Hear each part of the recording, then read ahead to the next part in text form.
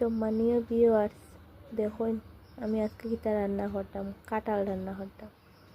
যার ভাল লাগে কাঁঠাল, আমি তো আর তরকারি রান্না করি ফাটাইতে পারতাম না। আপনারা কমেন্ট করে জানাইবেন কার কার ভাল লাগে কাঁঠাল তরকারি। আর শরীরটা আজকে বেশি ভালো না, জ্বর সর্দি মাথার বেদনা।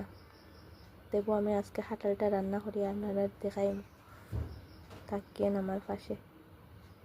দেখো বন্ধুরা, কাটছি কাটিয়া আটা ছুটাইছি ওইরকম করিয়া। কিন্তু জলের মধ্যে ভিজাইয়া রাখছি, আটা লাগতো না করিয়া। যারা কেউ কেউ আছে কাঁঠাল কাটতে পারে না, আটা লাগে যায়, আটা লাগতো না এরকম জলের মধ্যে ভিজাইয়া রাখবো এরকম কাটিয়া। আমি যখন একটু আটা লাগছে নি, আমার আর তো ওইরকম লাগছে না। ও আমার কাটা কমপ্লিট। এখন আমি একটা সিটি দিব।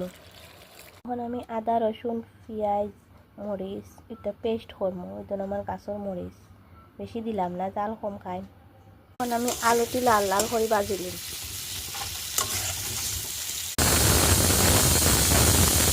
কাঁঠাল সিদ্ধ হয়ে গেছে, লাল করে ভাজি লিছি। এখন কাঁঠাল দিলাই,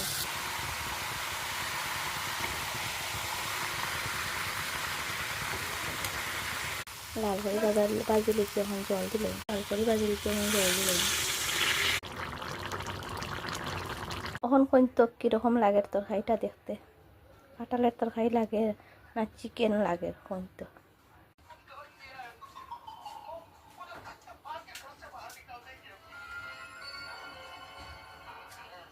সম্মানীয় ভিউয়ার্স, দেখুন আমি আজকে কিতা রান্না করতাম, কাঁঠাল রান্না করতাম। যার ভাল লাগে কাঁঠাল, আমি তো আর তরকারি রান্না দেখো বন্ধুরা, কাটছি কাটিয়া আটা ছুটাইছি ওইরকম করিয়া। কিন্তু জলের মধ্যে ভিজাইয়া রাখছি, আটা লাগতো না করিয়া। যারা কেউ কেউ আছে আমার কাটা কমপ্লিট। এখন আমি আদা রসুন পেঁয়াজ মরিচ এটা পেস্ট করবো। ওই জন্য আমার গাছের মরিচ বেশি দিলাম না, জাল কম খাই। এখন আমি আলুটি লাল লাল করে ভাজিলাম।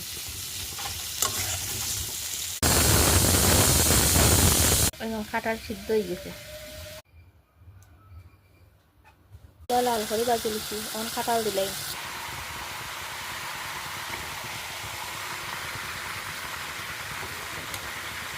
লাল করে ভাজি লিছি। এখন জল দিলাই, লাল করে ভাজি লিছি, এখন জল দিলাই।